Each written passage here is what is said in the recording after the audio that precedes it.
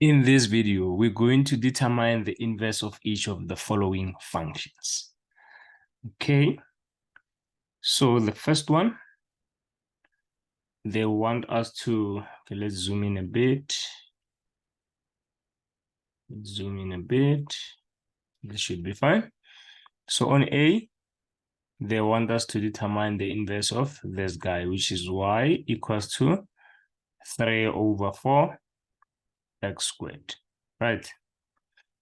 Remember, the first thing you do, you are going to switch x and y, right? So you're going to write to show that you are doing inverse. Then you underline. Where there was x, you put y. Where there was y, you put x. So I'm going to put x equals to 3 over 4 y squared. So you switched the x and the y. And then from there, you are trying to make y the subject of the formula. Okay. So to make y the subject of the formula, these guys must move, right? Perfect. To move numbers and things is very simple. Ne? You are going to ask yourself, what does, okay, let me put an equal sign here and show you. What does the 3 do to the y? It's multiplying, you see? And then the 4 is dividing. So which means this side, the 4 will multiply and the 3 will divide. Remember, whatever a number do this side or a variable is going to do the opposite on the opposite side, right? Now you're left with that, right? And then you have, therefore, y squared equals to, okay, remember we need to square root here, ne? Plus minus square root of 4x over 3. Therefore, y equals to plus minus 4x inside the root over 3. And that is the inverse of the first function. Okay, I advise you to pause the video and try the next 3 questions on your own. And then let me make the other one visible. And then come back to watch the video and see how you did. Okay, perfect. Now let's proceed. So on B, we have 4y minus 8x squared equals to 0. And then we need to show that we're now doing the inverse. We're going to switch. So you're going to have 4x minus 8y squared equals to 0, right? And then you need to move the 4x. So this side we're left with 8y squared equals to negative 4x, right? 4x, I mean. And then we need to divide both sides by negative 8. And then you have y squared equals to, let's see, negative cancels negative. Okay, so you're going to have 1 over 2x. Or you can have, or if you want, you can say x over 2, basically, which is easier. Okay, and then from there, we're going to do this now. We need to square root both sides. So here I have y squared inside the square root equals to, don't forget the plus minus, ne? X over 2. And then from there, you can see that we have our solution now, which is y equals to plus minus square root of x over 2. That is our final answer, ladies and gents. And then we can now go to C. Okay, on C, let me just do this. On C, so on C, we have, let's see, we have x squared plus 5y equals to 0, right? We need to switch x and y by firstly showing that we're doing the inverse now. So we're switching x and y. So where there's x, I'm going to put y. So I'm going to have y squared plus 5x equals to 0. And I'm going to have y squared equals to minus 5x. And then I'm going to have y equals to plus minus square root of negative 5x, and that's it with C. Okay, perfect. Now let's do the last one. The last one, we have 4y minus 9. I'm sure here you can see that you can FOIL, right? You can multiply the brackets. It's difference of two squares. So I'll just multiply this and that and this and that because the middles are going to cancel. So there's no need to multiply them. Okay. So we're going to have x squared minus 9. We haven't done the inverse yet. We're just simplifying, right? Then you can see that this 9 will cancel with that 9. So you have 4y equals to x squared. Then now you can start doing the inverse. Inverse, you switch x and y. So you have 4x equals to y squared, right? Then I'm sure we can all see that we're going to have plus minus 4x equals to y, because you are rooting both sides there. And then when you root on the side of x, you always put plus minus, right? Some people can simplify this further because 4 is a perfect square. So you can say plus minus square root of 4 is 2. So you can say plus minus 2 root x equals to y. And that is your final answer in this case. Okay. So ladies and gents, let's go to the next question now. Let us go to the next question.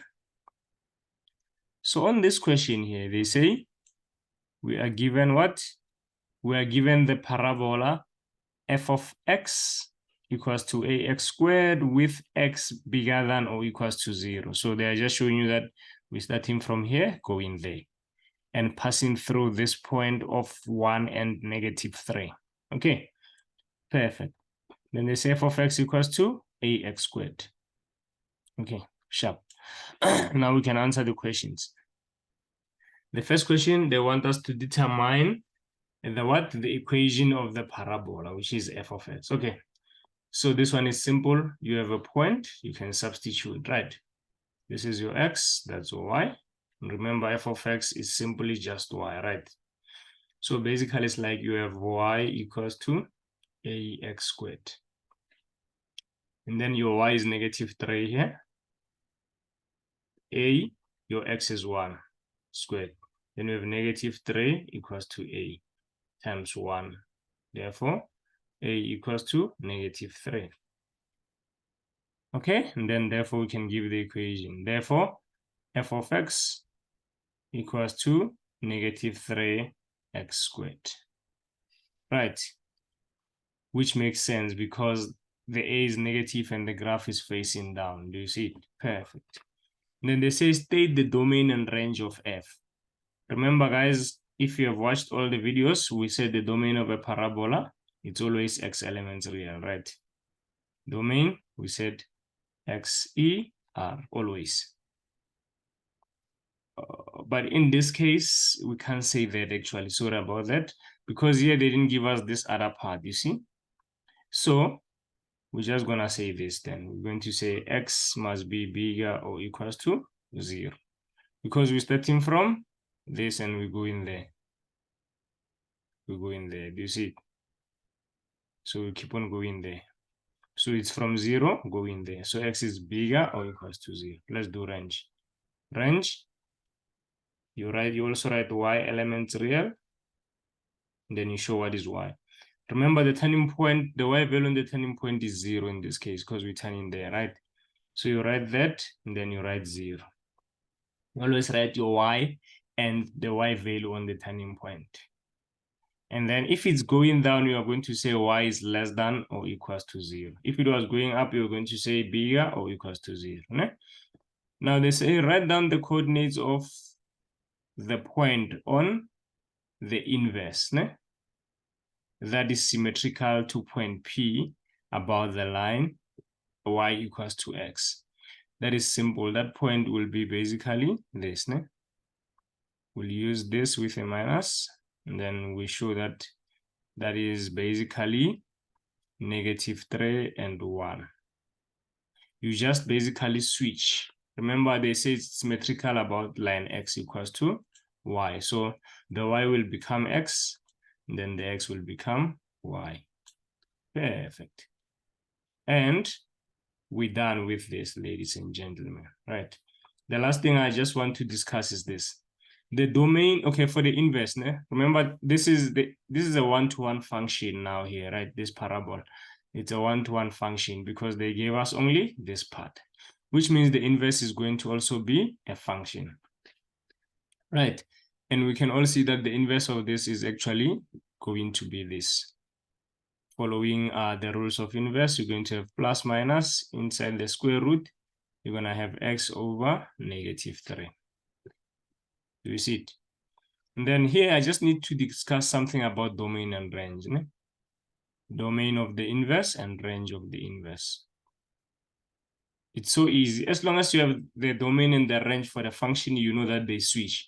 Remember, domain refers to the x values, range refers to the y values.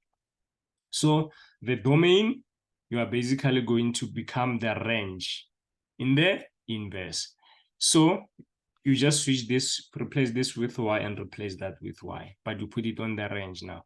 So range will be y elements real, and then y will be bigger than or equals to 0. You see, you replace this with y because it's the inverse now. You see, so the domain becomes the range, and then the range you replace the y with x. So it's going to be xer. Remember, x is the domain. Xer, and then x is less than or equals to 0, which is true because this graph will be going that way. You see? Let's see. This graph will be going this way, ladies and gents. It will be going this way. So you can see that, okay, y values are big here, are positive because it's above the x-axis. So y is bigger than 0 is true. And then the x values here are negative going there, of which is there. Then you know we're fine, right? If you found this video really helpful, don't forget to share with family and friends. And if you haven't hit the subscribe button, please do so. A luta continua. Tango.